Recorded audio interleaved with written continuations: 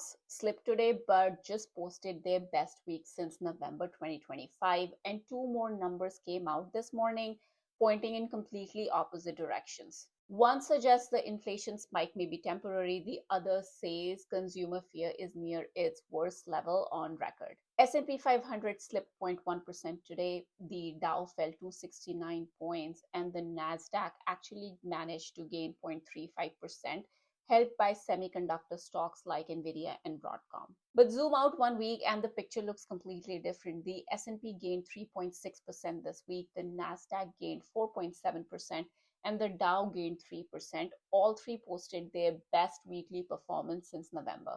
Oil settled at around $97 a barrel, still elevated but well off the peak above $115 earlier this week before the ceasefire brought it down hard. A lot of investors had also been very negative heading into the week, so part of what you're seeing is simply relief that the things did not get worse. Now, the inflation numbers: March prices rose 0.9% for the month, putting the annual rate at 3.3%, the highest since May 2024. Markets were already expecting this, so it was not a shock. Here is the part that actually matters. Gas prices jumped 21.2% in March, and that one move accounted for nearly 3/4 of the entire inflation number. If you strip that out, core prices for everything except food and gas rose just 0.2% for the month, and that came in slightly below what forecasters expected. Headline inflation is reacting to a war-driven spike in oil. The rest of the economy is not running too hot.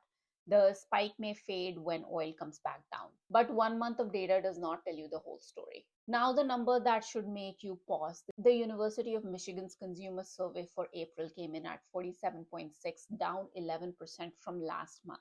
That is one of the worst readings on record, lower than the financial crisis, lower than the pandemic, and 98% of people surveyed answered before the ceasefire was announced, which means the relief from that deal is not in this number at all. Here is the important counterpoint. Fear does not automatically mean people stop spending. Jobs are still holding up, but when people strongly expect prices to go higher, businesses start charging more in advance, and then prices actually do go higher. That cycle is what the Fed is watching most closely right now. It is something that is flying under the radar today. Software stocks are quietly getting crushed. ServiceNow fell more than 8% today. Salesforce led the Dow lower. The software ETF is now 27% down for the year. This is a separate story from Iran. Markets are pricing in the idea that AI is going to replace a lot of the software subscription businesses pay for every month.